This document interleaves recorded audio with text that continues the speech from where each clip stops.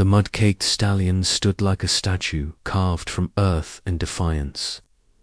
Its once magnificent coat now a tapestry of filth that spoke of battles fought and lost.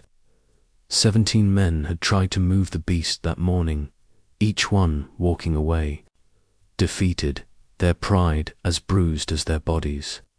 The horse's eyes burned with an intelligence that unnerved even the most experienced handlers, as if it could see straight through to their souls and found them wanting. Quinlan Maverick wiped the sweat from his weathered brow, staring at the animal that had cost him 3 weeks of precious harvest time. The stallion had wandered onto his property during the worst storm in decades, collapsing near the old oak that marked the boundary of his land. When it recovered, it simply refused to budge, as if claiming the spot as its own personal kingdom. Cursed. "Thing won't respond to anything," muttered his neighbor, Braxton Holloway, nursing a rope burn on his palm. "Tried carrots, tried grain, tried everything short of dynamite. It's like it's waiting for something we can't give it." The horse stood in the center of what had once been Quinlan's prized vegetable garden, now trampled into submission.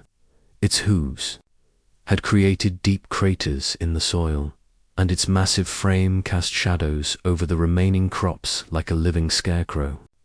The animal's mane hung in tangled ropes, embedded with burrs and thorns from its mysterious journey, yet beneath the grime, hints of a deep chestnut coat gleamed like buried treasure.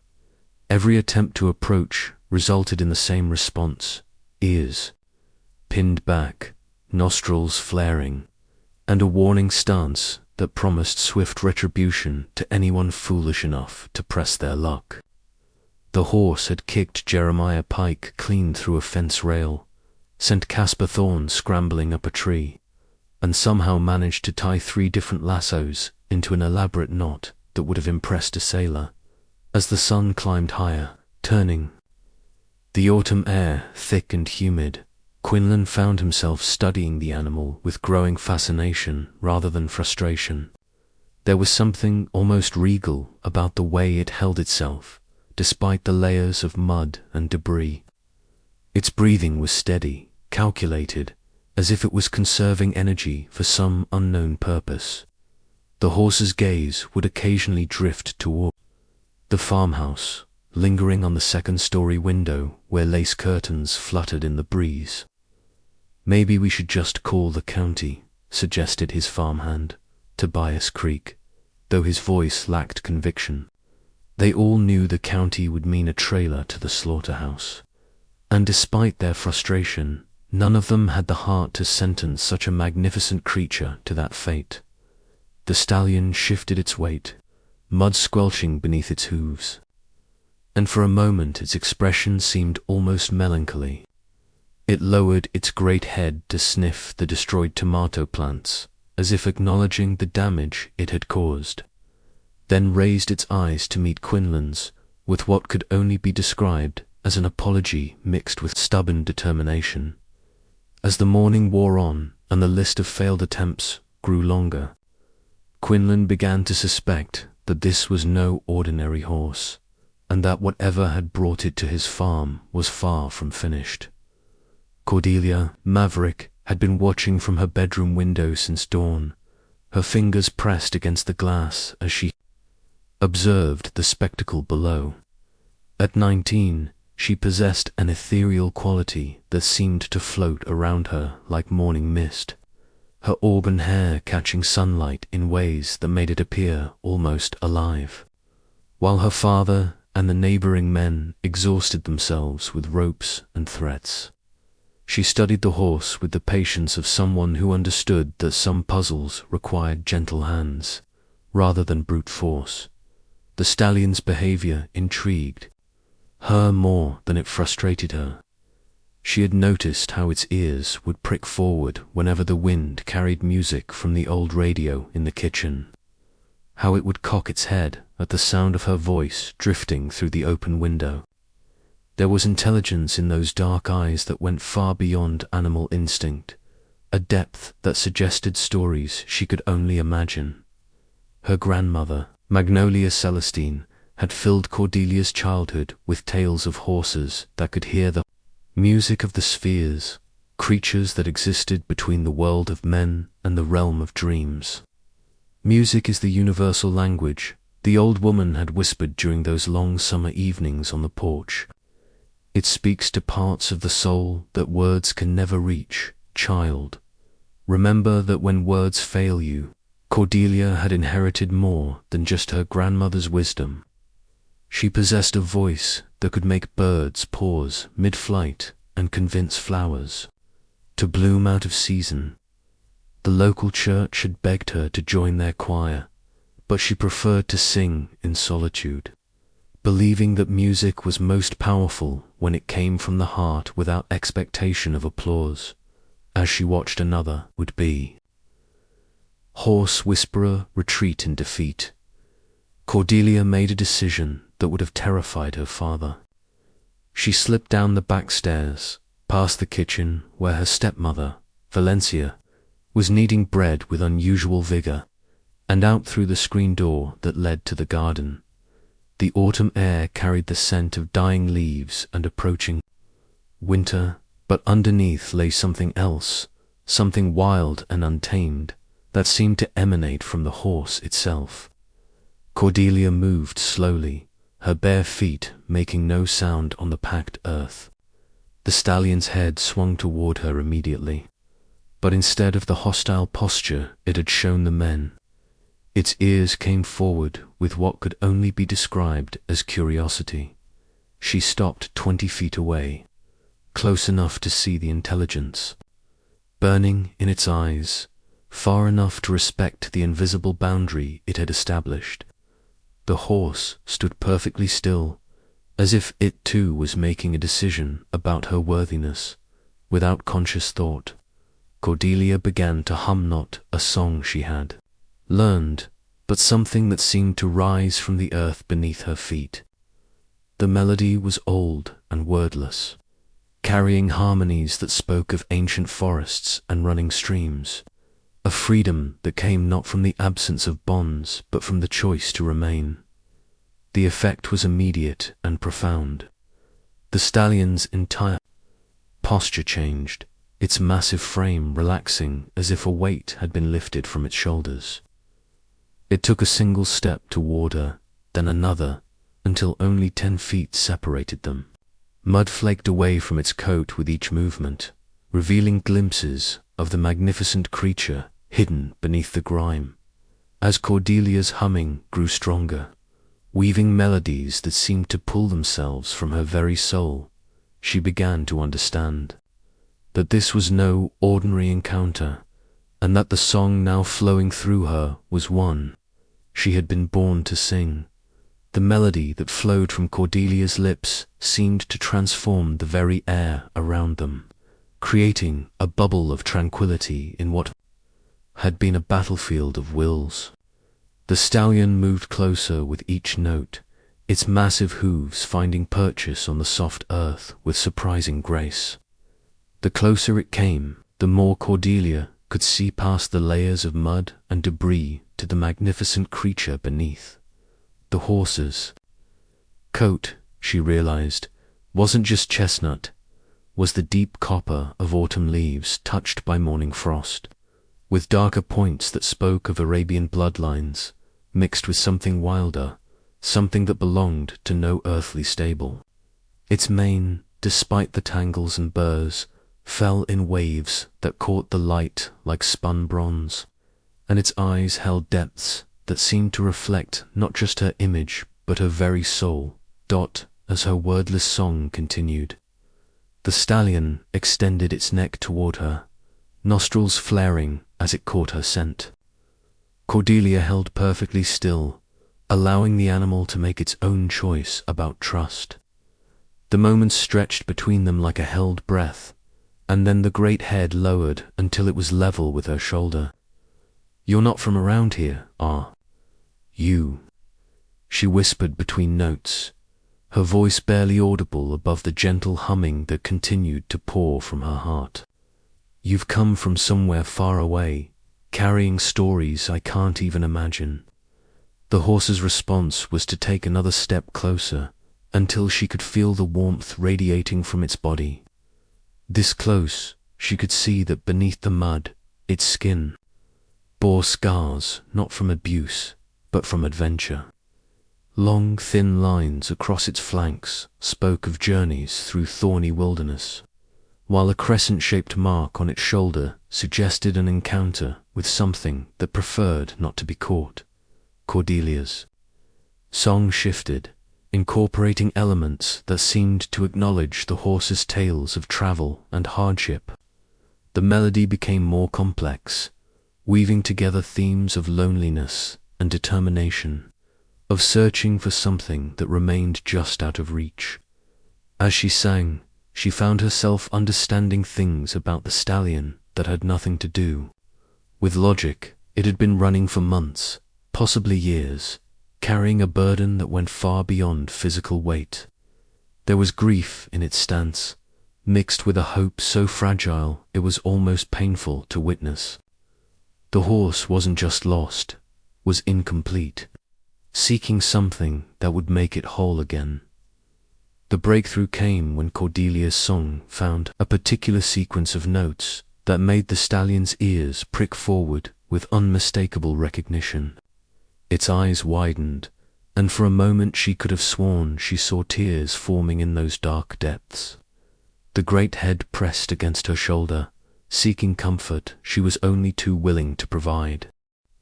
Behind them, she could hear her father and the other men approaching, their voices raised in amazement at the sight before them. But Cordelia held up one hand, never breaking her song, warning them to keep their distance. This moment belonged to her and the horse alone, a sacred connection that could be shattered by the wrong word or movement. As her melody wrapped around them both like a protective cocoon, Cordelia began to understand that she hadn't just calmed. A stubborn animal, she had awakened something within herself that had been dormant her entire life, waiting for this exact moment to reveal itself. The stallion allowed Cordelia to approach until she could rest her palm against its neck, feeling the steady rhythm of its heartbeat beneath the caked earth. As her song continued, something extraordinary began to happen. The mud that had seemed permanently bonded to the horse's coat began to crack and fall away, like old paint peeling from weathered wood. With each piece that fell, more of the stallion's true magnificence was revealed. The copper coat gleamed as if lit from within, and markings that had been hidden beneath the grime emerged like secrets finally ready to be told. A perfect white star graced its forehead, while white socks on all four legs made it look as though it had stepped through fresh snow. But it was the brand on the horse's left shoulder that made Cordelia's breath catch in her throat. Partially obscured by mud and hair, she could make out the outline of a musical note intertwined with a crescent mooner symbol she had seen before in her grandmother's old journal, the one filled with stories that everyone assumed were merely fairy tales. "Grandmother's constellation horse," she whispered, her song faltering for just a moment before resuming with even greater purpose. The stories came flooding back, tales of horses that could hear the music of the stars, creatures that served as bridges between the earthly realm and something far more magical. The stallion seemed to understand her recognition, pressing its head more firmly against her shoulder as if seeking confirmation that she truly knew what she was seeing. Its breathing had synchronized with her melody, creating a harmony that seemed to resonate with the very earth beneath their feet. As more mud fell away, Cordelia noticed something else small, shimmering particles mixed in with the ordinary dirt, like stardust caught in morning dew. Where these particles touched the ground, the trampled garden began to show signs of recovery. Green shoots pushed through the damaged soil, and flowers that had been crushed beyond hope began to lift their heads toward the sun. The men who had gathered to watch maintained a respectful distance, sensing that they were witnessing something far beyond their understanding. Quinlan stood with his hat in his hands, his weathered face reflecting a mixture of pride and bewilderment as he watched his daughter work magic with nothing more than her voice. Cordelia's song evolved again, becoming a lullaby that spoke of homecoming and rest. The stallion's eyes began to drift closed, and for the first time since its arrival, its massive frame truly relaxed. The defensive tension that had kept everyone at bay melted away, replaced by a peacefulness that seemed to spread outward like ripples in a quiet pond. As the last of the protective mud fell away, the horse stood revealed in all its otherworldly glory. Its coat shimmered with an inner light that had nothing to do with the sun, and its mane moved as if stirred by cosmic winds. This was no ordinary stallion, it was something from the realm of dreams made manifest, a creature that existed at the intersection of reality and wonder. The brand on its shoulder pulsed gently with each note of Cordelia's song, and she realized that the melody flowing from her lips wasn't something she had created, was something she had remembered, a song that belonged to both of them, connecting them across time and space in ways that defied explanation. As the afternoon sun began its descent toward the horizon, casting long shadows across the transformed garden, Cordelia found herself lost in a melody that seemed to come from somewhere beyond her conscious mind. The stallion stood before her like a living constellation, its coat reflecting light in patterns that shifted and danced with each note she sang. The horse's responses to her music had become increasingly complex, its head moving in time with the rhythm, its hooves tapping out complementary beats on the earth. When she reached certain passages, the brand on its shoulder would glow more brightly, and the shimmering particles that surrounded them would swirl like miniature galaxies caught in a gentle breeze. Valencia had emerged from the house, wiping flour-dusted hands on her apron, her usual stern expression replaced by wonder. She had been skeptical of her stepdaughter's gift, dismissing it as merely a pretty voice. But what she witnessed now transcended anything she had imagined possible. The garden around Cordelia and the stallion was transforming into something that belonged more in a dream than in the practical world of farming. "I've never seen anything like it," breathed Tobias Creek, his voice barely audible as he watched flowers bloom in fast motion wherever the horse's hooves had touched. "It's like the very ground is singing along with her." The stallion began to move then, not away from Cordelia, but in a slow, deliberate dance around her. Each step was precisely placed, creating a circle that encompassed the most damaged part of the garden. As it moved, the mysterious particles that clung to its coat drifted to the earth, and everywhere they landed, life burst forth with impossible vigor. Cordelia understood instinctively that she needed to move with the horse, to become part of its ritual rather than merely an observer. Her song shifted to match the rhythm of its steps, and she found herself walking in the opposite direction, creating a double spiral that seemed to weave magic into the very fabric of reality. The men watching from the fence began to notice that the song wasn't just beautiful, it was having a physical effect on everything around them. The autumn air grew warmer, carrying scents of spring rain and new growth. Birds that had been preparing for their southern migration began to gather in the nearby trees, their own voices joining Cordelia's melody in a chorus that seemed to celebrate something momentous. As the dance continued, memories that weren't her own began to flood Cordelia's consciousness. She saw vast prairies under starlit skies, felt the freedom of running with a herd that moved like living music across the landscape. She experienced the grief of separation, the long journey through worlds both familiar and strange, and the burning need to find something that had been lost. The stallion had been searching for her. She realized with a shock that nearly broke. Her song, not her specifically, but the keeper of the old music, the one who could sing the songs that bridged worlds. Her grandmother had been such a keeper, and before her, others stretching back through generations of women, who understood that some gifts were too precious to be lost. As this understanding washed over her, Cordelia's voice grew stronger, more confident. The melody she sang began to tell the stallion's story of cosmic journeys and earthly yearning, of magic that required both freedom and connection to flourish.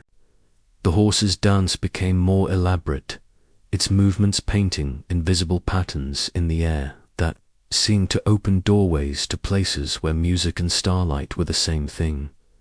The brand on its shoulder now blazed with gentle fire, and answering lights began to appear in the gathering dusk.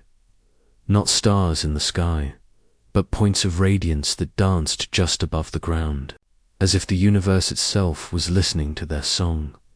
As twilight painted the sky in shades of purple and gold, Cordelia's song reached its crescendo, weaving together all the melodies that had come before into a symphony that seemed to encompass the very essence of connection. The stallion's dance had carved intricate patterns into the earth, creating a mandala of hoofprints that glowed softly in the gathering darkness. The transformation of the garden was now complete, but it had become something far beyond what anyone could have imagined. Where once there had been trampled vegetables and broken dreams, now stood a sanctuary that pulsed with gentle magic. Flowers bloomed in impossible combinations of color, their petals catching and reflecting the light that emanated from the horses' coat. Trees that had been bare in preparation for winter now bore fruit that glowed like captured starlight.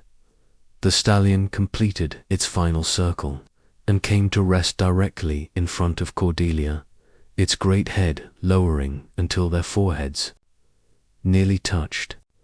In that moment of contact, she understood everything: the horse's true nature, its long journey, and most importantly, its choice to stay. "You don't have to keep running," she whispered, her song softening to a gentle lullaby. "You found what you were looking for, haven't you? The music that calls to your soul, the voice that knows your name." The stallion's response was to nicker softly, a sound that harmonized perfectly with her melody. The defensive barriers it had maintained since its arrival finally crumbled completely, replaced by a contentment that radiated outward like warmth from a hearth fire. Quinlan approached slowly, his weathered hands trembling slightly as he reached out to touch the magnificent creature that had terrorized his property for 3 weeks. The stallion accepted his touch gracefully, its eyes reflecting the same gentle wisdom that had drawn it to this place. "I reckon we'll need to build a proper stable," he said, his voice thick with emotion. "Can't have a horse like this sleeping in the open." He paused, studying the garden that had become something out of a fairy tale, though I suspect it might prefer to stay right here. Valencia stepped forward, her practical nature warring with the wonder in her eyes. "The county inspector is going to have questions about all this," she said, gesturing to the impossible flowers and glowing fruit. "How do we explain what happened here?" Cordelia's laughter was like silver bells in the evening air. "We tell them the truth," she said, her hand resting on the stallion's neck. "Sometimes magic happens when you know the right song to sing." As if summoned by her words, the points of light that had been dancing above the garden began to coalesce, forming a gentle aurora that painted the sky in ribbons of green and gold. The stallion lifted its head to watch the display, and for a moment its coat blazed so brightly that it seemed to be made of starfire itself. The neighboring farmers, who had gathered to watch, began to understand that they had witnessed something that would be talked about for generations. This wasn't just the story of a stubborn horse and a girl with a beautiful voice. It was the tale of how magic returned to a world that had almost forgotten how to believe in it. As the aurora faded and the first true stars appeared in the darkening sky, the stallion settled into the transformed garden as if it had always belonged there. Cordelia's song continued, softer now, a lullaby that spoke of journeys completed and homes found.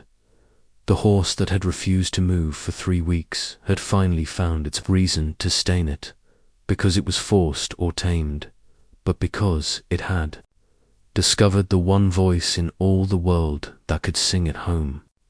And in that garden, where starlight grew like flowers and music lived in the very earth, the bond between a cosmic wanderer and a keeper of songs became the foundation for magic that would bloom for generations to come. The story ended not with conquest but with choice, not with submission but with harmony, proving that sometimes the most stubborn hearts simply need the right song to remind them what home truly sounds like.